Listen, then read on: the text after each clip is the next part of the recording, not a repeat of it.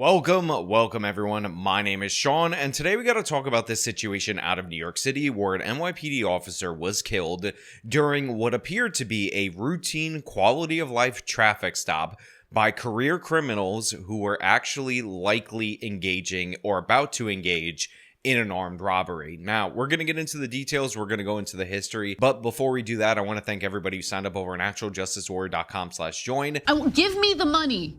Give me the money, okay? And remind you that on Saturday, April 27th in Austin, Texas, I will be at the Mines Fest. Link to tickets in the description of this video. Police officer was shot during a traffic stop in Queens and later died from his injuries. The shooter is now in custody. So the victim of today's story is 31-year-old Officer Jonathan Diller. Officer Jonathan Diller spent 3 years on the NYPD. He effectuated over 70 arrests according to the local news media, and he was recently a father of a 1-year-old child. He was married as well. He is a resident of Long Island, and actually the real way that I found out about this story is when I was driving back from Long Island the other day. I saw the long procession of officers meant to honor this man as they brought him back, presumably to the cemetery where his family was going to bury him.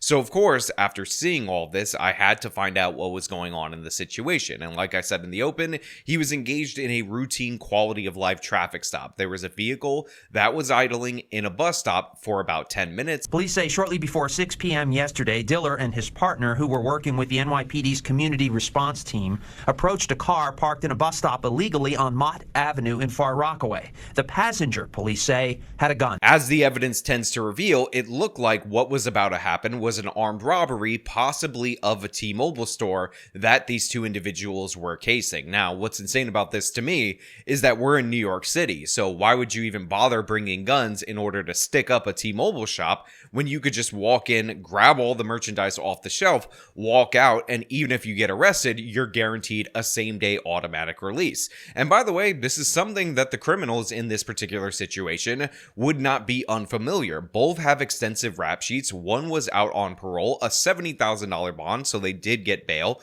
But remember, the issue with bail reform is not actually this category right here, what is and isn't eligible for financial bail, because even if you set a bail, you have to make sure you set them with a bunch of options where people can afford to pay it. It's this category right here where people are not able to be held based on their assessment of dangerousness, because unlike 49 other states and the District of Columbia, New York State cannot let judges do that. It's the most sensible thing. Every other state does it, but not in New York. And in combination with bail reform, that results in the release and re-release of repeat offenders. I believe the driver in this scenario had something like 16 arrests, including a firearms charge, assault, and whatnot. And the killer in this particular situation, that criminal, actually had 21 arrests. So he upped him up by 5. What a great guy. And of course, he decided that he wasn't going to be taken, so he shot an officer upon exiting the vehicle. And unfortunately, the bullet actually struck the officer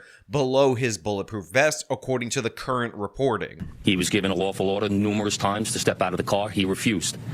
And when the officer took him out of the car, instead of stepping out of the car, he shot our officer. Police say Diller was hit underneath his bulletproof vest. His partner returned fire and hit the gunman. Mortally wounded, Diller performed one last act of heroism. The gun hit the ground, and as the perpetrator was still reaching for it, this cop was able to grab it, although he was still shot. Now, Lindy Jones, 41, is described as a career criminal. He was the driver in this particular scenario, and he actually made the case to the police and at trial that he actually just picked up this other guy, never heard of him in his entire life, and the fact that they were prepared and appeared to be casing a joint, no, that's just nothing at all whatsoever. Don't worry about it. He's just a good guy, a kind-hearted angel that was picking up a hitchhiker. Now, I've seen a lot of people say that Guy Rivera, the perpetrator of the killing in this particular incident, he was just mentally disturbed. In fact, I've seen this reported across the internet that he was just a victim of society, and I need to make this 100% clear. He's not a victim of society, and more importantly, I don't give a damn that people are saying that he's a victim of society, because he was conscious enough to partner up with another career criminal, conscious enough to bring a weapon, conscious enough in order to case out a T-Mobile joint for over 10 minutes before deciding that they were going to eventually enter and commit an armed robbery.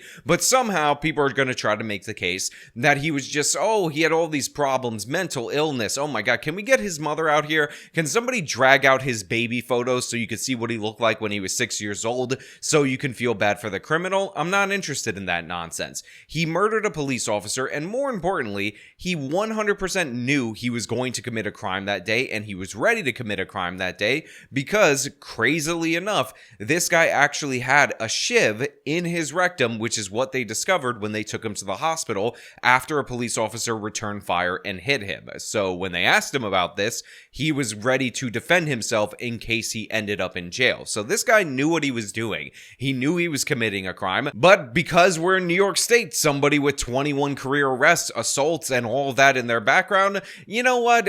We can't do anything about that. A judge looks at his cases, he's like, this guy's probably pretty dangerous. If only there was some kind of term for a person, maybe if they wear robes, that have the power of judgment, I might try to hold this person pre-trial, but you know what? It's New York State, so let me release him same day automatically, maybe set a petty bail that he has to, by law, be able to pay, because we wouldn't want to hold this guy in prison, because if we held him in prison, then I wouldn't have been able to see all of these cops mourning the loss of their brother in this beautiful display that I saw when I was driving back from Long Island. Now, unlike the last couple of criminals that we covered on this channel, he was not on parole. He recently finished a 5-year prison stint over drugs. He also has numerous assault charges to his name as well. Don't get confused about that. He's not just the victim of the drug war. He was released in 2021, and he actually completed his parole the very next year. So this guy, for all intents and purposes, had served his time in that regard. Neither him or the driver have a known gang affiliation. However, there is a gang active in the area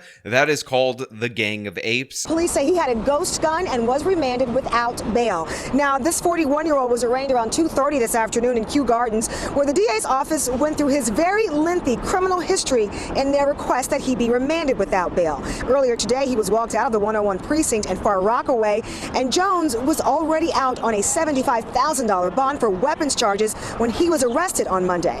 Police say he was in the driver's seat of this Kia SUV when his passenger, Guy Rivera, shot and killed 31-year-old NYPD officer Jonathan Diller. And as for the driver, Jones, the Post says he has 14 arrests in this particular article, but I've seen other more updated reporting that says he has 16 different arrests, and this guy actually is an even more serious criminal based on his history than the guy who actually pulled the trigger. So this is a dangerous tandem, to say the least. And by the way, if they can prove that they were going to case the joint, felony murder, put both of them away, and believe me, Jones is not somebody that you want on the street, and it is a damn shame that they released him last April based on his violent criminal history. So Jones had been arrested for robbery, assault, and an attempted murder charge in 2001, for which he was sentenced to a decade behind bars, according to authorities, records, and law enforcement sources. So both of these guys have served a significant amount of time, and he was, of course, most recently arrested last April when he was nabbed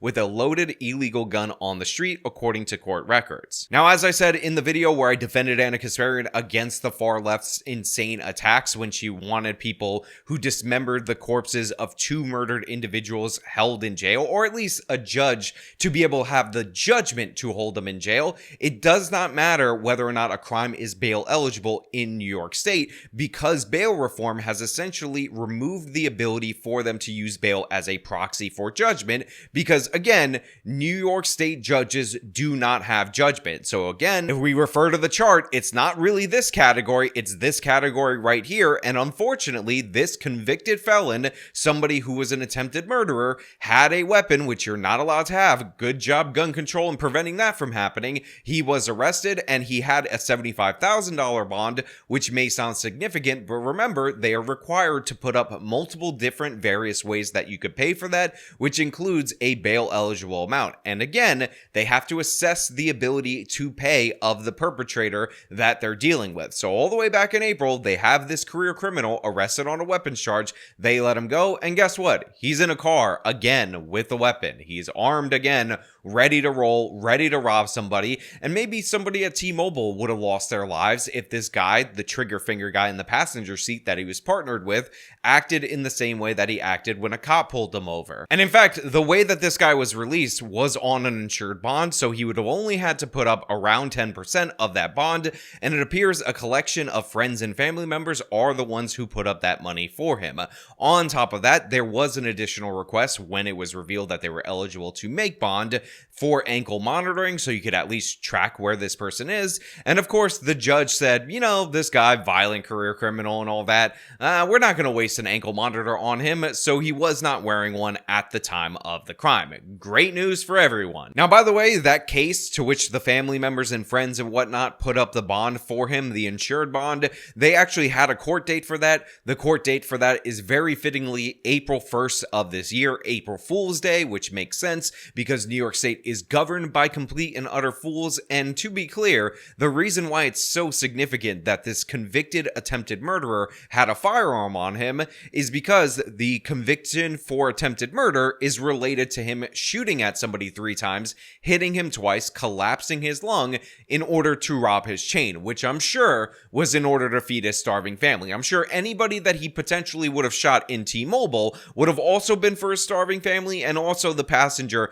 very mentally disturbed. That's why he was preparing himself to be arrested and to be sent to jail with a shiv up his rectum. Now, if you guys watched my lengthy video that goes over New York State bail reform, one of the things that you will know is that we actually have new numbers from John Jay College of Criminal Justice and from the DCJ. By the way, the DCJ is an advocate for bail reform that state clearly and obviously that felons, people with violent histories, are repeat offending at higher rates because they're being released due to bail reform. Now, they try to obfuscate that by telling you that low-level offenders who weren't really a problem to begin with in the first place actually have decreased recidivism, but a criminal justice system that's sensible would target the violent repeat offenders and stop releasing them over and over and over again. But the thing is, that's what we do in New York State. That's what we do in the 5 boroughs of New York City, and that's what we do across the state because we have this stupid law. We have this stupid albatross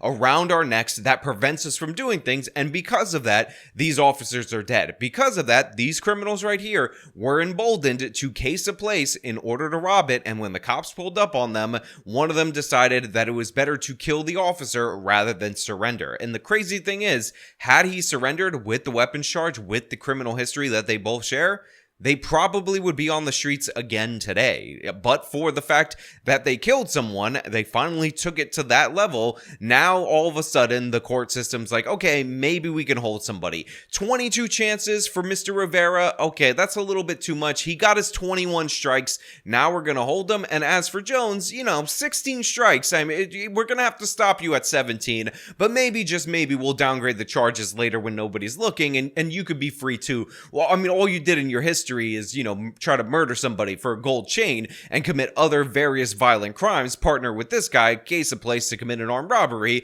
You're probably just a starving innocent angel Aladdin. Look, I obviously feel terrible for the Diller family. The parents lost their son. His wife lost a husband. His son, 1 year old, likely will never remember his father, who he lost as well. And it's an absolute tragedy. But the thing is, there's terrible things that happen across this country, nation of 300 million people, all the time. What we should focus in on, in my opinion, and what I try to do with this channel, are the ones that we can prevent. We have these repeat offenders. This guy had a gun charge. They worked as a tandem.